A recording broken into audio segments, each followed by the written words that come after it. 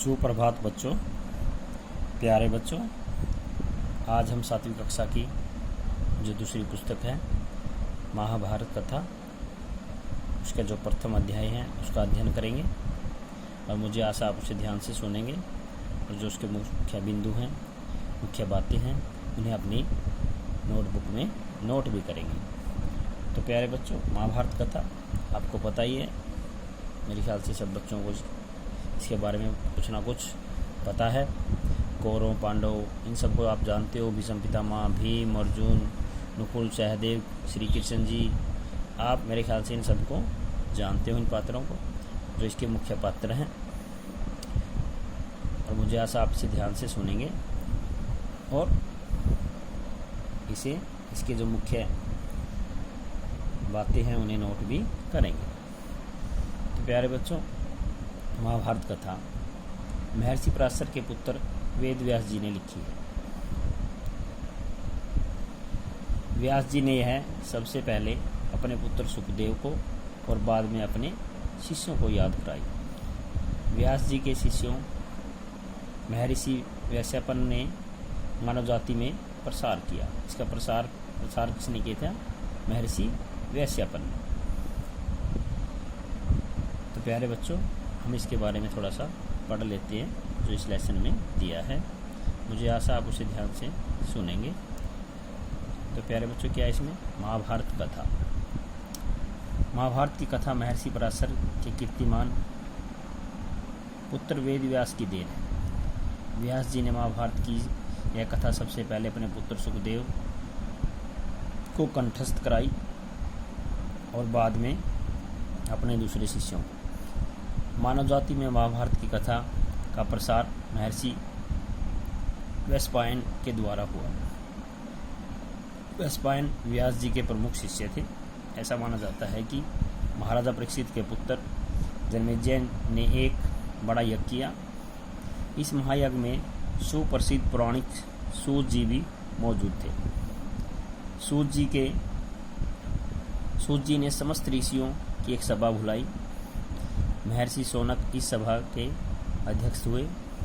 सूत जी ने ऋषियों की सभा में महाभारत की कथा प्रारंभ की।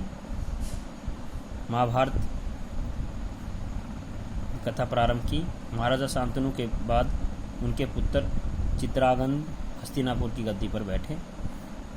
उनकी अकाल मृत्यु हो जाने पर उनके भाई विचित्रवीर्य राजा हुए। अकाल मृत्यु मतलब समय से पहले मृत्यु हो जाना, उसको बोलते हैं अकाल मृत्यु। उनके 2 पुत्र हुए, धृतराष्ट्र और पांडु। बड़े बेटे धृतराष्ट्र जन्म से ही अंधे थे, इसलिए उस समय की नीति के अनुसार पांडु को गद्दी पर बैठाया गया। मतलब धृतराष्ट्र उस टाइम क्या थे? अंधे थे। और उस टाइम क्या नीति थी कि अंधे को राजा नहीं बनाया जाएगा, इसलिए धृतराष्ट्र बड़े होते हुए भी राजा नहीं बनाए गए, क्योंकि वो अंधे थे। इसलिए उसके छोटे भाई पांडु को राजा बनाया गया। पांडु ने कई वर्षों तक राज्य किया। उनकी 2 रानियां थी, कुंती और माद्री। कुछ समय राज्य करने के बाद पांडु अपने किसी अपराध के प्रायश्चित के लिए तपस्या करने जंगल में गई। उनकी दोनों रानियां भी उनके साथ गई। वनवास के समय कुंती और माद्री ने 5 पांडवों को जन्म दिया। कुछ समय बाद पांडु की मृत्यु हो गई। 5 अनाथ बच्चों का वन के ऋषि मुनियों ने पालन पोषण किया और पढ़ाया लिखाया। जब युधिष्ठिर 16 वर्ष के हुए तो ऋषियों ने 5 कुमारों को हस्तिनापुर ले जाकर पितामह भीष्म को सौंप दिया। 5 पांडव बुद्धि से तेज और शरीर से बली थे। उनकी परखर मतलब तेज बुद्धि और मधुर स्वभाव ने सबको मोह लिया था। यह देखकर धृतराष्ट्र के पुत्र कौरव उनसे जलने लगे, ईर्ष्या करने लगे और उन्होंने पांडवों को तरह तरह से कष्ट पहुंचाना शुरू किया। दिन प्रतिदिन कौरवों और पांडवों के बीच वैरभाव बढ़ता गया। अंत में पितामह भीष्म ने दोनों को किसी तरह समझाया, उनके बीच संधि कराई। संधि क्या होता है? समझौता। भाई आगे से तुम दोनों नहीं लड़ोगे।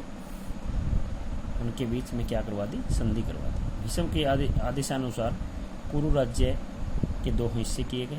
कौरव हस्तिनापुर में ही राज करते रहे और पांडवों को एक अलग राज्य दे दिया गया, जो आगे चलकर इंद्रप्रस्थ के नाम से मशहूर हुआ। इंद्रप्रस्थ जो अब दिल्ली के नाम से प्रसिद्ध है। दिल्ली का पुराना नाम क्या है? इंद्रप्रस्थ। इंद्रप्रस्थ के नाम से मशहूर हुआ।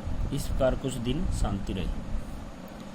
उन दिनों राजा लोगों में चौसर खेलने का आम रिवाज था। राज्य तक की बाजियां लगा दी जाती थी। इस रिवाज के मुताबिक एक बार पांडवों और कौरवों ने चौपड़ खेला। कौरवों की तरफ से कुटिल शकुनी खेला, उसने युधिष्ठिर को हरा दिया। इसके फलस्वरूप पांडवों का राज्य छीन गया और उनको 13 वर्ष का वनवास भोगना पड़ा। उसमें एक शर्त यह भी थी कि 12 वर्ष के वनवास के बाद 1 वर्ष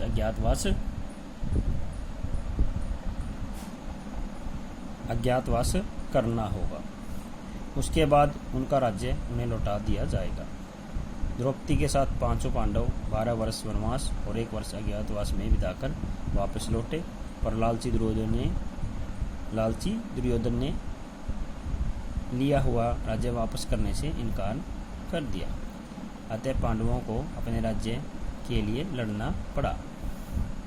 युद्ध में सारे कौरव मारे गए। तब पांडव उस विशाल साम्राज्य के स्वामी हुए। इसके बाद 36 वर्ष तक पांडवों ने राज्य किया और फिर अपने पोते परीक्षित को राज्य देकर द्रौपदी के साथ तपस्या करने हिमालय चले गए। संक्षेप में यही महाभारत की कथा है। ये आपको छोटे से रूप में थोड़ी सी आपको इसकी सार समझाया गया है इसके बारे में। तो प्यारे बच्चों, आज हमने इसका ये सार किया महाभारत कथा का, और हम इसके पार्ट 2 में इसके जो मुख्य प्रश्न, इसमें महाभारत कथा के जो सार के जो मुख्य प्रश्न बनते हैं वो बनाएंगे। और कल को हम इसके जो लेसन नंबर 2 होगा उसको पढ़ेंगे और उसके जो मुख्य प्रश्न बनते हैं इनके बारे में चर्चा करेंगे। तो प्यारे बच्चों, आज के लिए इतना ही। आपका बहुत बहुत धन्यवाद।